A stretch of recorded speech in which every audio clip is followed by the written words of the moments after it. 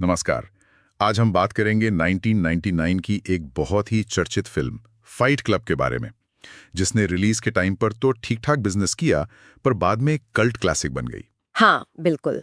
और इसकी कहानी, इसके आइडियाज आज भी उतने ही रेलेवेंट लगते हैं। सही कहा।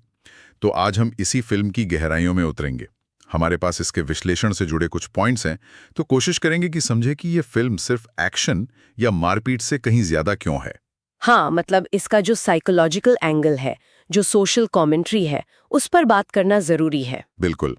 तो हमारा मकसद यही है, कहानी, किरदार, वो फेमस ट्विस्ट और इसके पीछे छिपे संदेश, समाज पर, इंसान के मन पर, ये उपभोक्तावाद, पहचान, विद्रोह, इन सब की कहानी है। कहते हैं फाइट क्लब का पहला रूल है, you do not talk about Fight club. हाँ, लेकिन आज हम वही रूल तोड़ने वाले हैं। तो चलिए शुरू करते हैं। चलिए। तो कहानी का फोकस है एक नरेटर, जिसका नाम हमें पता नहीं चलता, एडवर्ड नॉर्टन ने प्ले किया है। वो अपनी कॉर्पोरेट जॉब में फंसा है, जिंदगी एकदम मोनोटोनस, उबाऊ। हाँ, और उससे इंसोम्निया है, नींद नहीं आती।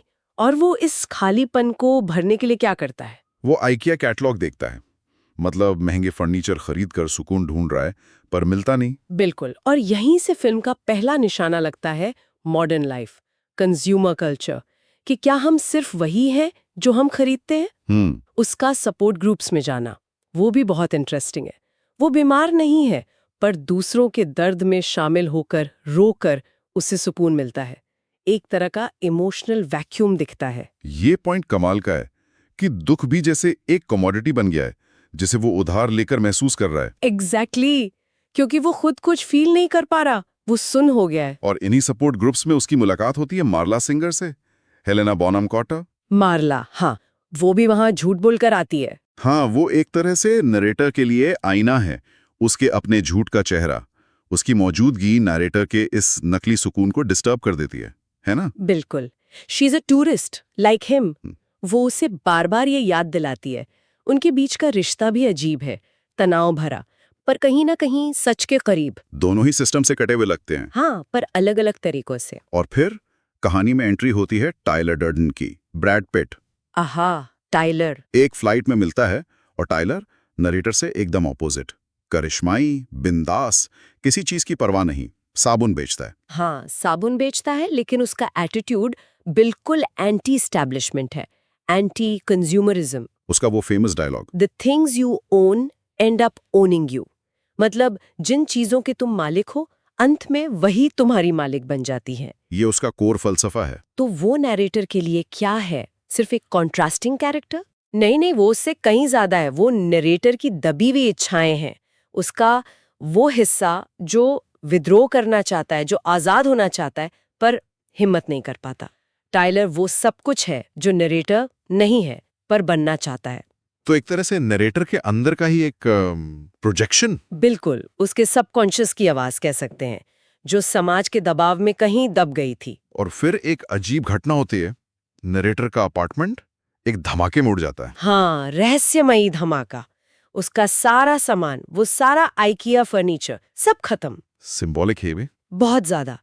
और अब वो बेघर है, तो वो किसे फोन करता है? टाइलर को। हाँ, और टाइलर उसे अपने साथ रहने के लिए बुला लेता है, एक पुराने टूटे फूटे गंदे से घर में, जो फिर से नरेटर की पुरानी परफेक्ट लाइफ का एकदम उलट है। राइट।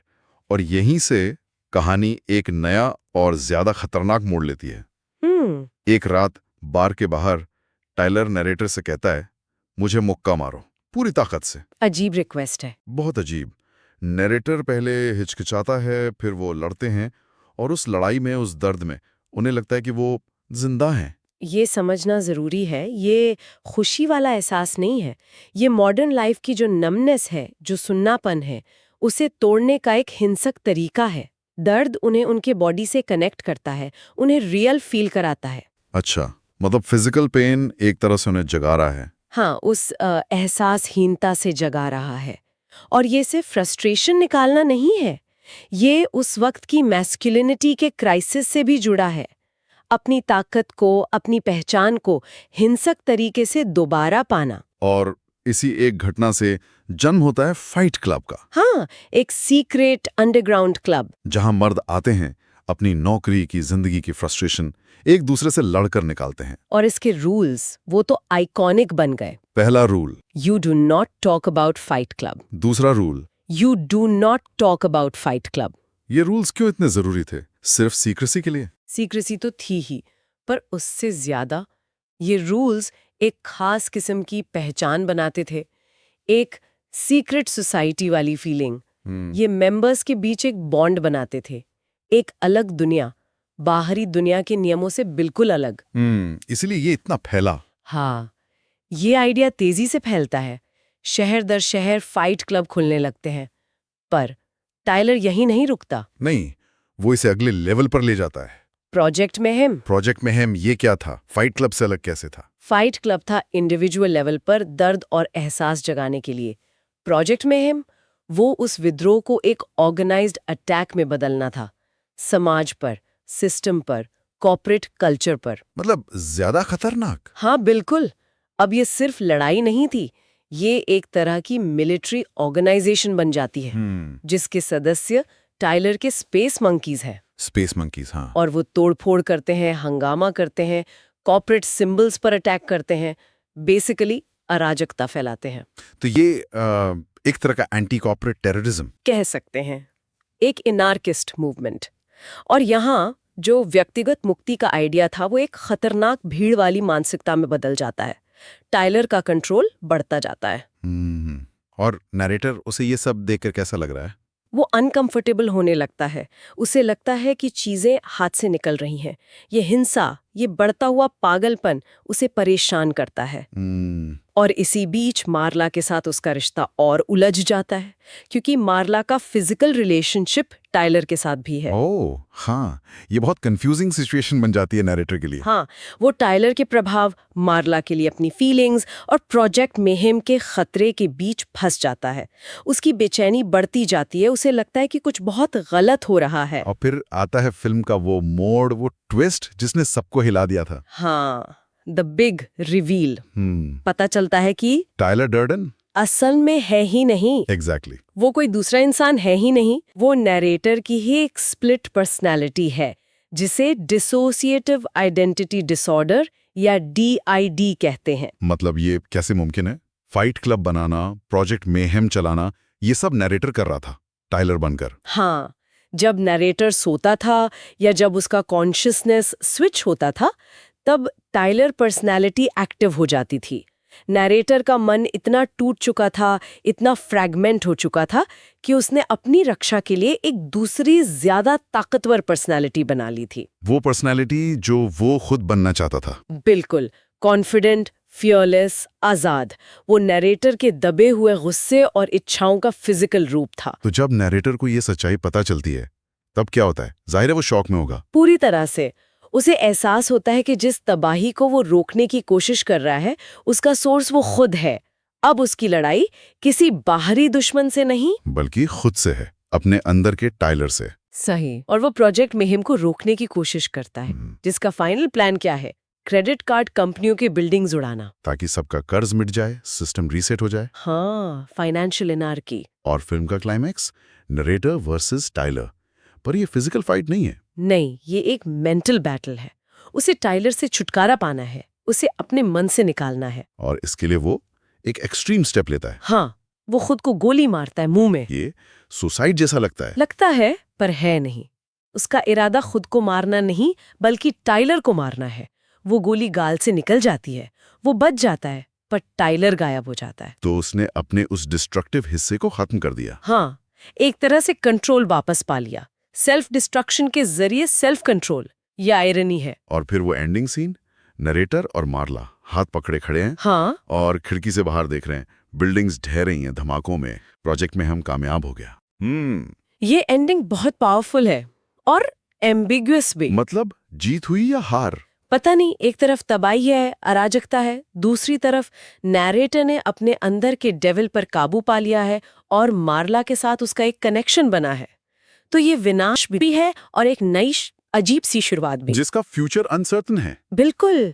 फिल्म कोई आसान जवाब नहीं देती। तो हमने कहानी देख ली, ट्विस्ट समझ लिया। अब जरा पीछे हट कर देखते हैं, इसके जो गहरे मतलब हैं, जो मेन थीम्स हैं, वो क्या हैं। हमने कंज्यूमरिज्म की बात की, मैस्कुलिनिटी क्राइसिस की, मेंटल हेल्थ की। हाँ, मेरे ख्याल से जो सेंट्रल धागा है वो है पहचान का संकट और मीनिंग की तलाश। पहचान का संकट। हाँ, कि मॉडर्न सोसाइटी अपने कॉर्पोरेट कल्चर, अपनी चीजों की दुनिया के साथ इंसान को उसकी असली पहचान से कैसे दूर कर देती है। उसे एक पुर्जा, एक कंज्यूमर बनाकर रख देती है।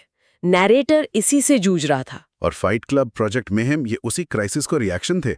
बिल्कुल, एक हिंसक रिएक्शन। लड़कर मर्द महसूस करना, सिस्टम को तोड़कर आजादी पाना, ये सब पहचान और अर्थ की एक बिगड़ी हुई तलाश थी। और टाइलर खुद उसी अंदरूनी लड़ाई का नतीजा था। तो क्या फिल्म हिंसा या अराजकता को ग्लोरीफाई कर रही है? क्या वो कह रही है कि यही रास्ता है? मुझे नहीं लगता। वो दिखाती है कि ये रास्ते कितने खतरनाक हो सकते हैं। कैसे इंडिविजुअल रिबेलियन एक डिस्ट्रक्टिव मॉब मेंटालिटी में बदल सकता है। टाइलर का रास्ता आखिर में तबाही ही लाता है। पर फिल्म ये सवाल जरूर खड़ा करती है कि अगर मौजूदा सिस्टम हमें खोखला कर रहा है तो फिर सही रास्ता क्या है? मीनिंगफुल जिंदगी जीने का तरीका क्या है? ये सवाल वो हमारे लिए छोड़ देती है। और मेंटल हेल्थ का डिपिक्शन, डिसोसिएटिव आइडेंटिटी डिसऑर्डर। हाँ, वो भी एक अहम पहलू है। शायद थोड़ा ड्रामेटाइज्ड है, लेकिन ये दिखाता है कि एक्सट्रीम स्ट्रेस, अकेलापन, पहचान का संकट मन को कैसे तोड़ सकता है। ये मेंटल हेल्थ पर बात करने का एक स्टार्टिंग पॉइंट भी हो सकता है। सही कहा। तो ये थी फाइट क्लब की कहानी और उसके पीछे के आइडियाज पर हमारी बातचीत। पहचान, विद्रोह, कंज्यूमरिज्म, मैस्कुलिनिटी, मेंटल हेल्थ, बहुत कुछ है इसमें। हाँ, एक कॉम्प्लेक्स और प्रोवोकेटिव फिल्म है जो आज भी सोचने पर मजबूर करती है। बिल्कुल। और शायद ये सवाल छोड़ जाती है कि आज के टाइम में जहाँ सोशल मीडिया, विज्ञापन, एक्सपेक्टेशंस हम पर लगातार हावी हैं, हम अपनी असली पहचान कैसे बचाएं, कैसे खोजें? क्या असली लड़ाई हमेशा बाहर के सिस्टम से होती है जैसे टाइलर सोचता था? या फिर सबसे मुश्किल लड़ाई हमारे अपने अंदर ही होती है, अपनी कमजोरियों से, अपने वहमों से, अपने अंदर बैठे टाइलर से? ये सवाल फाइट क्लब हमारे लिए छोड़ जाता है।